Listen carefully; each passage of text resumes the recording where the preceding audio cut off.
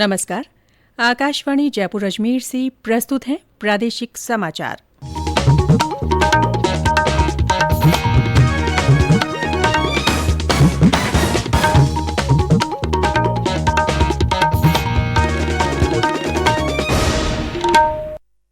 मुख्य समाचार। राज्य में कोविड संक्रमण की रोकथाम के लिए नई गाइडलाइन जारी। जयपुर में आज से 9 जनवरी तक कक्षा 1 से 8वीं तक के स्कूल बंद। शादी और अन्य समारोह में अधिकतम 100 व्यक्ति अनुमत। देश भर में 15 से 18 वर्ष के किशोरों का कोविड टीकाकरण आज से। प्रदेश में भी टीकाकरण को लेकर उत्साह। केंद्र ने आर्थिक रूप से कमजोर वर्ग के लिए आय की अधिकतम सीमा 8 लाख रुपए सालाना यथावत रखने का निर्णय किया। और राज्य में कल से अधिकतर स्थानों पर फिर से मावठ की संभावना। 5 जनवरी को कहीं कहीं ओलावृष्टि के भी आसार। समाचारों के साथ मैं रितिका गुप्ता। देश कोविड-19 के खिलाफ लड़ाई में 150 करोड़ टीकाकरण की उपलब्धि हासिल करने की ओर अग्रसर है। कोरोना के नए वेरिएंट के समाचारों ने चिंता को बढ़ा दिया है, इसीलिए हम अपने श्रोताओं से अपील करते हैं कि जल्दी ही दोनों टीके लगवाएं और अन्य लोगों को भी टीके लगवाने में सहायता करें। कृपया इन 3 आसान उपायों का पालन अवश्य करें। मास्क लगाएं, 2 गज की सुरक्षित दूरी बनाए रखें, हाथ और चेहरा साफ रखें। कोविड से संबंधित किसी भी जानकारी और मार्गदर्शन के लिए राष्ट्रीय हेल्पलाइन नंबर 1075 पर संपर्क करें। और अब समाचार विस्तार से। प्रदेश में कोरोना के नए वेरिएंट ओमिक्रॉन के बढ़ते मामलों को देखते हुए राज्य सरकार ने नई गाइडलाइन जारी की है। इसके अनुसार जयपुर नगर निगम क्षेत्र के सभी सरकारी और निजी स्कूलों में कक्षा 1 से 8वीं तक नियमित शिक्षण गतिविधियां आज से 9 जनवरी तक बंद रहेंगी। प्रदेश के अन्य जिलों में स्कूल संचालन को लेकर जिला कलेक्टर, शिक्षा विभाग के अतिरिक्त प्रमुख सचिव से चर्चा के बाद निर्णय ले सकेंगे। जो अभिभावक अपने बच्चों को ऑफलाइन अध्ययन के लिए स्कूल नहीं भेजना चाहते, उनके लिए ऑनलाइन शिक्षण की व्यवस्था रहेगी। विश्वविद्यालय और महाविद्यालय के संस्था प्रधान ये सुनिश्चित करेंगे कि 18 वर्ष से अधिक उम्र के सभी छात्र छात्राएं 31 जनवरी तक वैक्सीन की डबल डोज लगवाएं।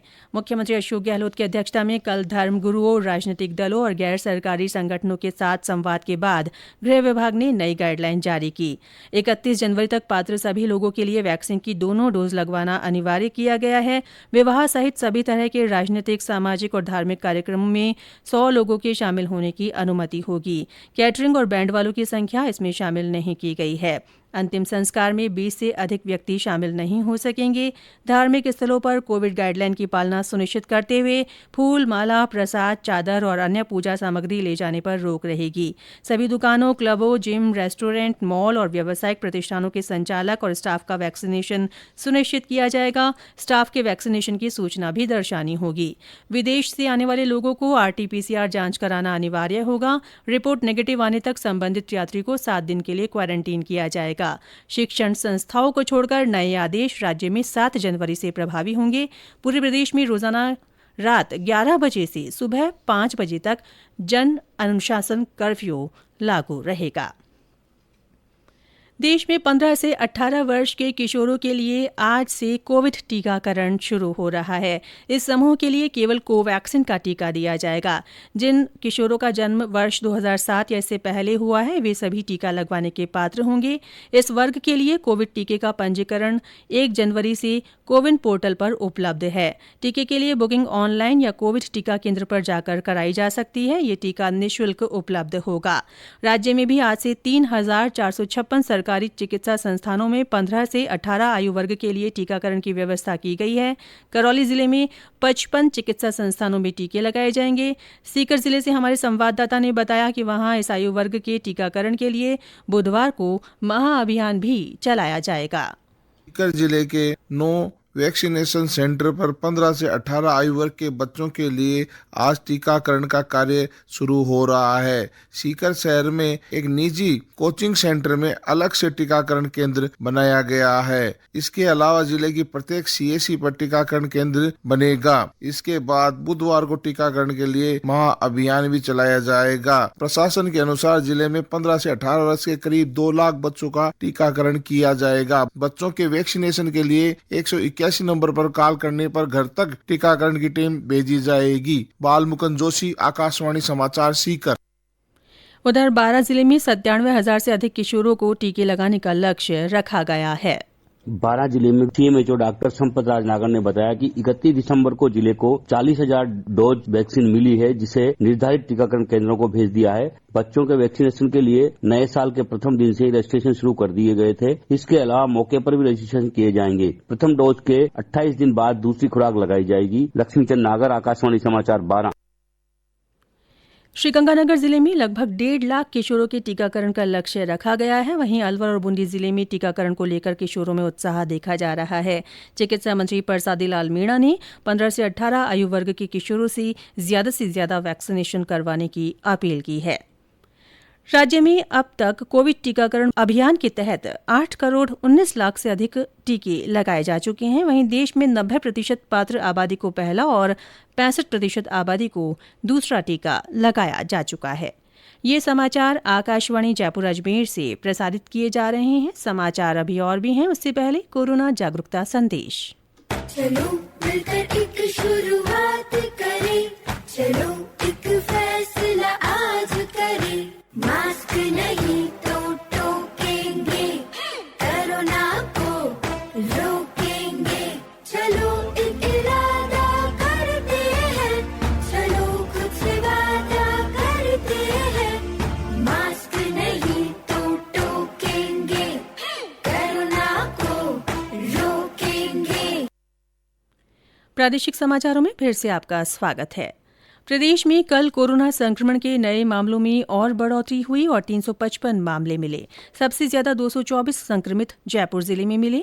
जोधपुर में 34, अजमेर में 24, प्रतापगढ़ में 12, अलवर और कोटा में 11-11, भीलवाड़ा और उदयपुर में 6-6, सिरोही में 5, बीकानेर और श्रीगंगानगर में 4-4, चित्तौड़गढ़ में 3, बांसवाड़ा, हनुमानगढ़, झुंझुनू और सीकर में 2-2 और बाड़मेर, भरतपुर तथा धौलपुर में 1-1 व्यक्ति में संक्रमण की पुष्टि हुई।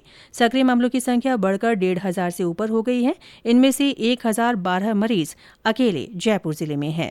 कल इस बीमारी से 30 और लोग ठीक भी हुए। केंद्रीय स्वास्थ्य मंत्री डॉक्टर मनसुख मांडविया ने कल राज्यों और केंद्र शासित प्रदेशों के साथ कोविड संक्रमण से निपटने के लिए सार्वजनिक स्वास्थ्य तैयारियों और राष्ट्रीय टीकाकरण अभियान की प्रगति की समीक्षा की। ये बैठक ओमिक्रॉन के बढ़ते संक्रमण और 15 से 18 वर्ष आयु वर्ग के लिए टीके शुरू करने और वरिष्ठ नागरिकों तथा फ्रंटलाइन वर्कर्स को एहतियाती खुराक दिए जाने के फैसले के मद्देनजर आयोजित की गई थी। केंद्र ने आर्थिक रूप से कमजोर वर्ग के लिए आय की अधिकतम सीमा 8 लाख रुपए सालाना यथावत रखने का निर्णय किया है। सरकार ने कहा है कि नीट पीजी काउंसलिंग के लिए आर्थिक रूप से कमजोर वर्गों के विद्यार्थी के लिए यही मानदंड जारी रहेगा।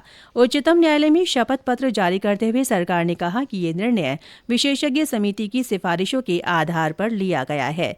केंद्र ने कहा कि प्रवेश प्रक्रिया के बीच में मानदंड बदलने से उलझनें पैदा होंगी। विशेषज्ञ समिति ने अगले शैक्षणिक वर्ष से अधिकतम आय में बदलाव लागू करने की सिफारिश की है। इस मामले में उच्चतम न्यायालय में अगली सुनवाई 6 जनवरी को होगी। प्रदेश में नया पश्चिमी विक्षोभ सक्रिय होने से कल से राज्य के विभिन्न स्थानों पर बारिश होने की संभावना है। मौसम विभाग के अनुसार जयपुर, अजमेर, बीकानेर और जोधपुर संभाग में कहीं कहीं हल्की बारिश हो सकती है। राज्य के ऊपर बनने वाले परिसंचरण तंत्र से 5 जनवरी को कुछ स्थानों पर ओलावृष्टि के भी आसार हैं। इस बीच प्रदेश में कड़ाके की सर्दी का असर बना हुआ है। सवाईमाधोपुर और करौली जिले में घना कोहरा छाने से वाहन चालकों को परेशानी उठानी पड़ रही है। चूरू में भी शीतलहर के चलते रात के तापमान में गिरावट आई है। सीकर जिले के फतेहपुर शेखावाटी में आज न्यूनतम तापमान 2.7 डिग्री सेल्सियस रिकॉर्ड किया गया। और अंत में मुख्य समाचार एक बार फिर।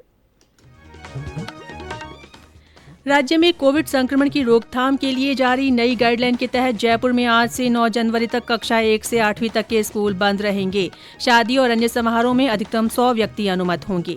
देश भर में 15 से 18 वर्ष के किशोरों का कोविड टीकाकरण आज से हो रहा है। प्रदेश में भी टीकाकरण को लेकर उत्साह बना हुआ है। केंद्र ने आर्थिक रूप से कमजोर वर्ग के लिए आय की अधिकतम सीमा 8 लाख रुपए सालाना यथावत रखने का निर्णय किया है।